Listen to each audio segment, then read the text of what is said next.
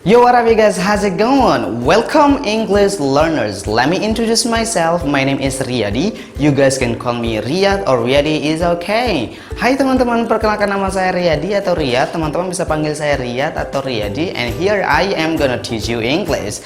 And today we're gonna talk about the alphabet. Hari ini kita akan membahas yang namanya alphabet atau bahasa Indonesianya alfabet apa ya? Alfabet abjad dalam bahasa Inggris, right? So have you guys memorized the alphabet in English? Yeah, I'm not surprised if you guys memorize the alphabet in Indonesia because we are Indonesian, right? Mungkin teman-teman sudah menghafal alfabet dalam bahasa Indonesia. Ya kenapa? Karena itu wajib, kita orang Indonesia. Permasalahannya adalah bagaimana dengan bahasa Inggrisnya? What about in English? Have you memorized it? Have you memorized them? Bagaimana dengan bahasa Inggrisnya? Udah hafal atau belum? Katakanlah teman-teman sudah menghafal alfabet dalam bahasa Inggris. Pertanyaan selanjutnya adalah, udah benar nggak cara bacaannya? Nah, kali ini kita akan belajar bagaimana cara menyebutkan alfabet dalam bahasa Inggris dengan baik dan benar. Oke, teman-teman coba perhatikan, lihat alfabet yang di sini, perhatikan cara bacaan saya, dan kalian bisa ikutin dalam hati atau ikutin setelah saya. Oke, let's check our alphabet together. A, B, C, D, E,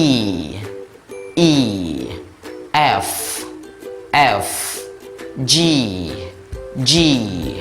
H, I, J, K, L,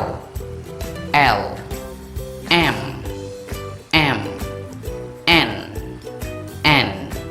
O, P, Q, R, S, T, U, V, W, X, Y, Z. Nah, kalau Z ini bacanya bisa dibaca Z atau teman-teman bisa baca Z, it's okay. Nah, gimana? Kira-kira bacaan alfabetnya teman-teman udah bener apa ada yang benar, ada yang salah, atau salah semua? Gimana? Nah, jadi teman-teman bisa koreksi sendiri ya.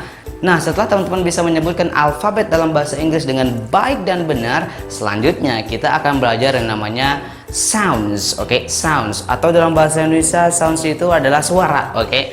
Nah, jadi sounds itu artinya adalah suara. Nah, kali ini kita akan membahas suara. Nah, seperti yang kita ketahui, there are two kinds of sounds, right? Vowel sounds and then consonant sounds. Seperti yang kita ketahui ada dua jenis suara, yaitu suara vowel sounds atau lebih dikenal dalam bahasa Indonesia itu suara vokal. Yang kedua ada yang namanya consonant sounds, suara mati. Oke. Kalau kita membahas huruf dalam bahasa Inggris ataupun dalam bahasa Indonesia, huruf vokal ini ada 5 teman-teman, yaitu A, I, U, E, O. Atau kalau kita bahasa Inggris kan E, Y, U, Y, O. Nah, itu kalau kita membahas huruf ya. Kalau kita membahas huruf hidup baik dalam bahasa Indonesia ataupun dalam bahasa Inggris itu ada 5 teman-teman, yaitu A, I, U, E, O atau E, Y, U, Y, O dalam bahasa Inggris. Oke. Tapi kalau dalam bahasa Inggris, kalau kita membahas suara huruf hidup itu bukan hanya 5 teman-teman, bukan A, I, U, E, O doang. Kalau di bahasa Indonesia kan huruf hidup ataupun suara hidup